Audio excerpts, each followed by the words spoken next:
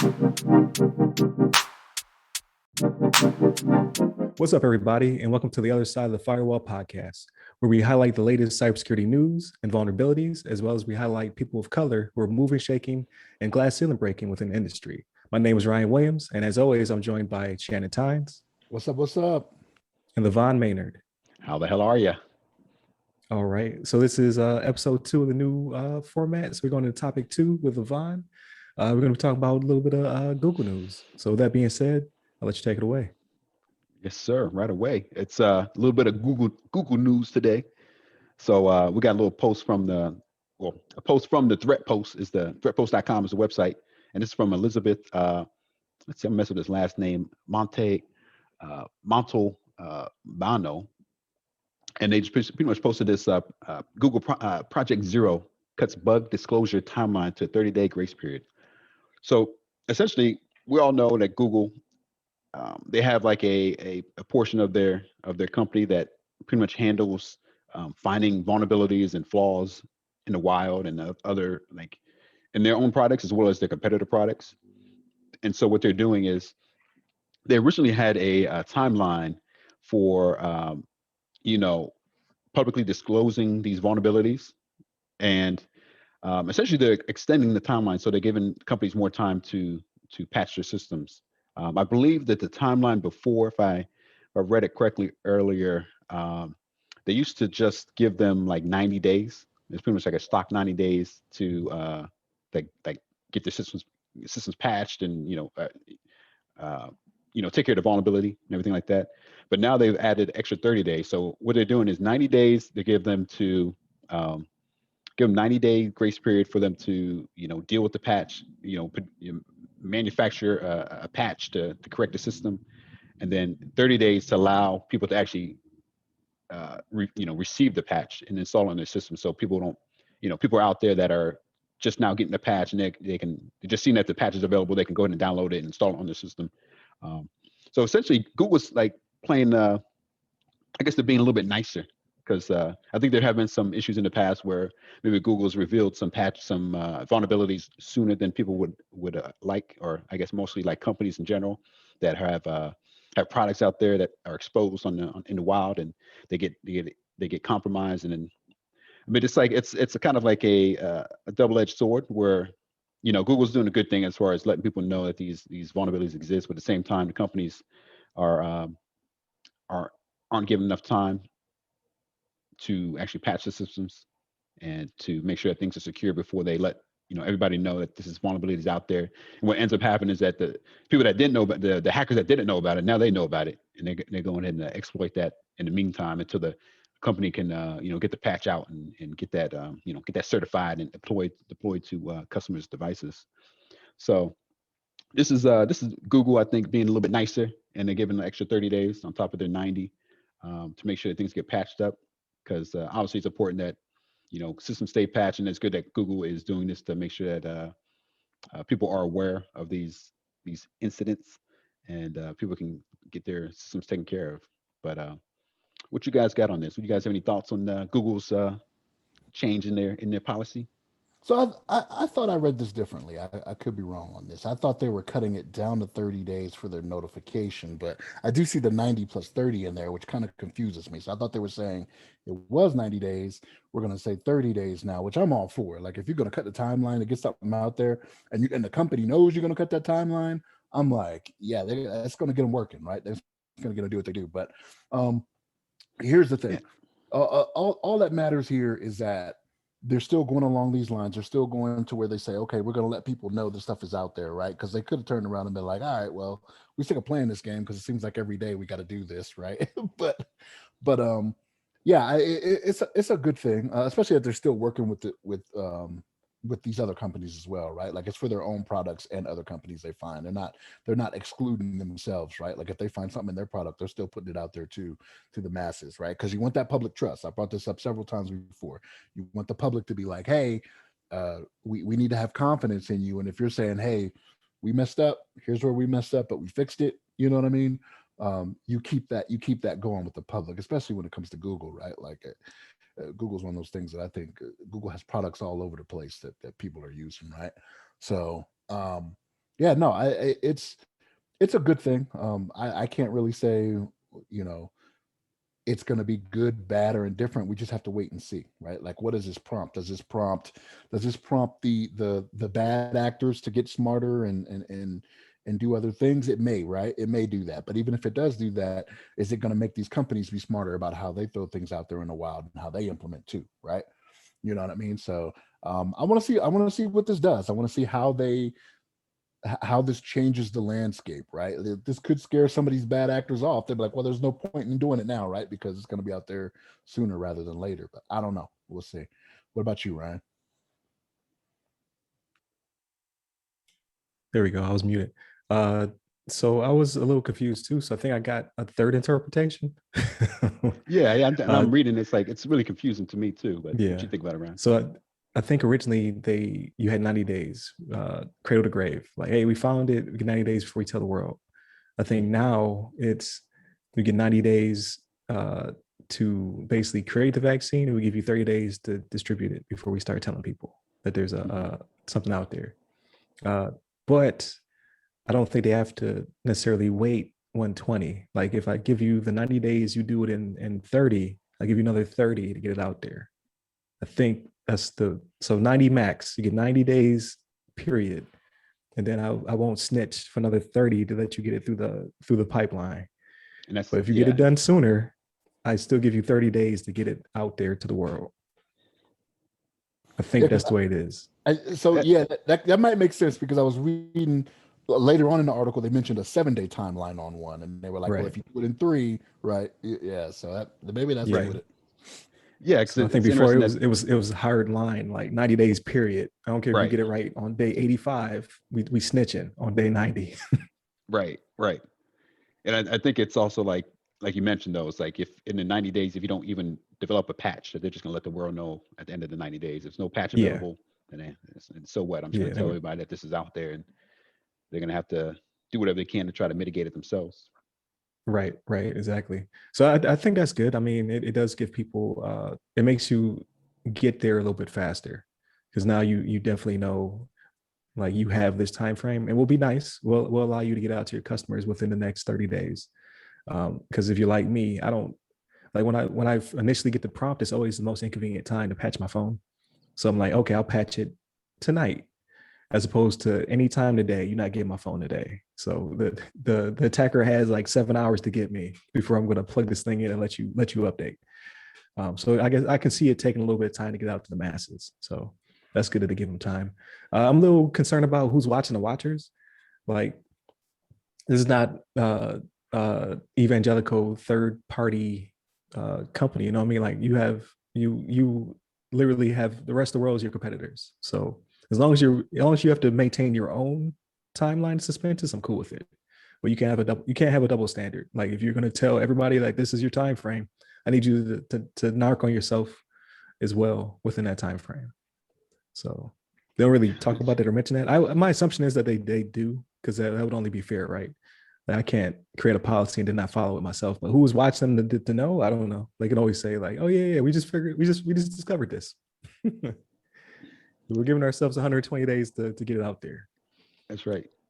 But they're not the only company out there doing that though. So like Apple has one that's kind of the same way, right? Don't they? Yeah, Apple has kind of like Project Zero type thing. So Apple could find it. Like if you go out there and lie, I mean it's kind of like when two countries have nukes, it's what do you call it? Mutual assured destruction. Mutual assured destruction. There you go. Yeah. Why did I know that so quickly? Who knows? Why do you know that so quickly? I don't know why I know that so fast. but no, that's kind of like what it is, right? Because Google could sit there and say, "Oh, we just discovered it," but Apple could be like, "Well, we have a report that discovered it 30 days before, or whatever it could be." So, I mean, again, like that public trust stuff I was mentioning, right? You can go ahead and lie about it if you want, but if somebody catches you, it's not good. Yeah, it would erode away at their integrity. Like, once they lose their integrity, then it would erode away at people's confidence in them. So I'm sure they keep their own timelines. So yeah, it is a little confusing. Like, it does make it seem like they're cutting time. They're just making it more efficient, I think. So I think that's fine. Like 120 from cradle to grave is much quicker than it used to be. It used to be years. So right, like, So they're reducing time. So I think that's good. Just in general, hopefully people start to pass their stuff a little bit quicker. Like again, I'm a hypocrite, right? I don't do it immediately. Like if it like for iOS 14, I saw it pop up and I was like, I'm not doing that right now. Not gonna happen. I'm on Facebook. All right. Let me do my Facebook thing, and then I'll get back to you when I get done. And there's really no way of mitigating that. It's just those people who continuously snooze their patches, then that's a problem.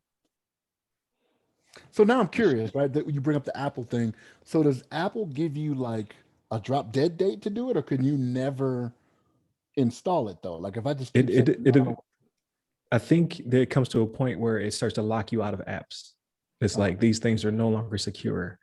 Similar to like PSN or Xbox Live. Like if you don't patch it, it'll be like you can play offline if you want to, and that's a problem. If you want to play Fortnite, you're like, well, I gotta patch you then, because I can't play by myself. So your functionality just goes away. That's okay. I got you. Yeah, I think that's the way it works for most things. Like for me, it wasn't iOS 14, it was something else where basically it was like you can't use the following apps. Like I would tap them and they'd be like, you need an iOS update. And I was like, that's weird. So I plugged it in and I updated. So I don't know if it's across the board, but I'm sure, you know what I mean? Like it comes to a point where you're making the network unsafe. So they slowly push you out of it. Like PSN will be like, for whatever reason, my PS4 it'll download the patch, but it won't install the patch by itself. Even though I told it can, I don't know if it can when it's offline or whatever. Like when it's in rest mode, I don't know if it just can't boot itself up to then install patch, but it can pull a patch. So I would come home and want to play a game and they'd be like, no, you're offline right now until you get this patch installed. I'm like, well, you should have did it then. But you know what I mean? Like first world problems. Like I'm gonna wait here 5 minutes while you install the patch you already downloaded from me. So I think it's very similar. Right. Yeah, I think that's a good way for companies to kind of try to mitigate, because companies themselves can come under fire for like people are actually not deploying their own patches. It's like, so it makes the company look bad if like all of a sudden you get a bunch of iPhone users that, we all got hacked, but it's like, you didn't download the latest patch, to fix your device, but nobody really thinks about like, this person didn't take care of the device. It's more like, the company didn't. They should have been like automating this or forcing the installs or whatever. So I think it's good that companies kind of do something like that to make sure that people realize that these patches are important, that they get kind of like cut off from some of their services, and kind of mandated to install it. Yeah, it's kind of like the hot coffee lawsuit, right? Like now they have to stamp caution hot. Like you should know to patch your stuff and we tell you to patch it. That's right. But users still have the ability to turn around and be like, well, you didn't educate me good enough or whatever. So I'm sure there's some kind of, healthy mix of risk mitigation. Because what if they need their phone while it's being patched? You know what I mean? Like what if there's an emergency and I can't use my phone because it's going through iOS update. So, it's a little bit of give or take there. But I guess the crux of this though is crux. There you go. Not the crux. The crux of this argument though is patch your stuff. Just go ahead and patch it. And then be quick about getting those patches out there. So and then that process is becoming more automated, more streamlined. Like things are getting better, because there was a time where stuff would be not be patchable, like it'd be end of life, or so they say. Like, we're just not going to update that. It's not worth the juice, not worth the squeeze.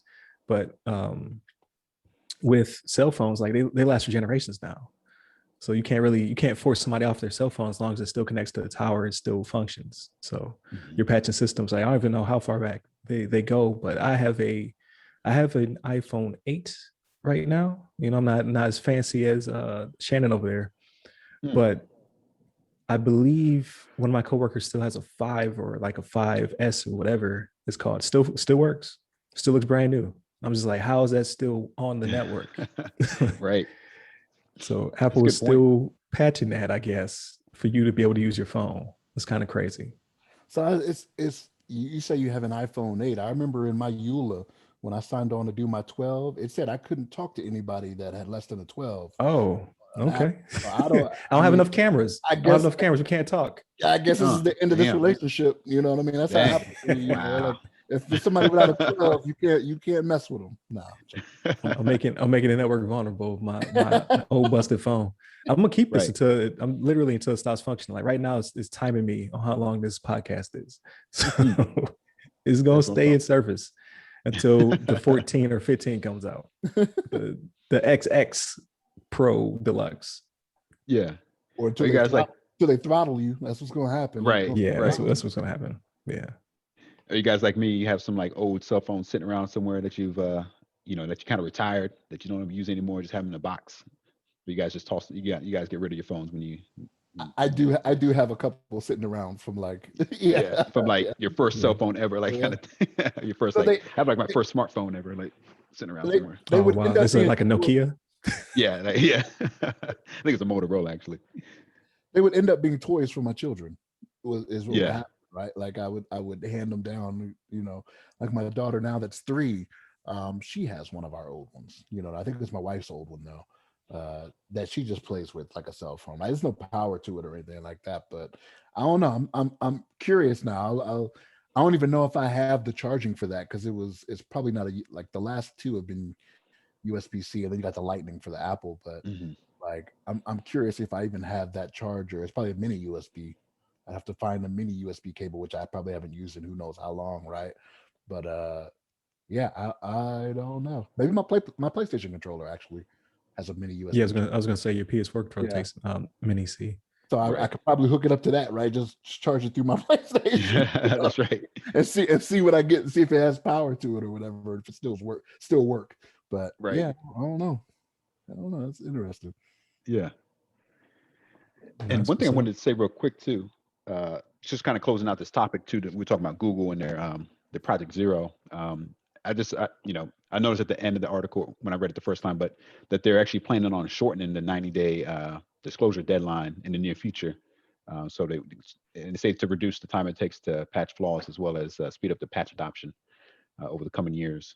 So something people got to be on the lookout for, especially if like companies are listening to our podcast or listening to the watching the show, that that they're making sure to get these things patched as soon as possible, get to a habit of patching it, within 90 days, below 90 days, like 60 days, probably, that's probably what they're going to drop down to. So never get lazy about that. You just got to make sure you stay on top of these patches, make sure they're available to the customers as soon as possible. I think with the advent of technology, it'll be one of those things where that's reasonable anyway, right? Like the way technology is going, that it'll be to a point where if it's taking you 90 days, that's way too long. With the right. So when you think about it, it seems like a long time to be waiting for a patch. Like that gives all these hackers the what do they call them, the hackers that have the countries backing, like Russia and China. They give them plenty of time to exploit these. Yeah, that's right. Yeah, give them plenty of time to exploit these vulnerabilities before they get patched within 90 days. So hopefully they can do it like quicker. Be like a week or 2 weeks that this patch is available before it gets disclosed. But yeah. Yeah, absolutely. I also agree. But I'm also now on that side of the house, so I agree in knowing I don't have to do the work. So I identify things. I'm like, that's wrong and busted. And I just leave it for you to figure out. That's how I live my life. It's great. I love it. So now, Ryan, for now. For now. That is very true.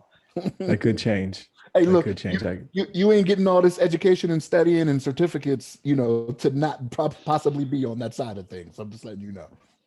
That's true. Don't like, was it at the Talladega Nights? Don't wish that on me, Ricky Bobby. Don't put that evil on me.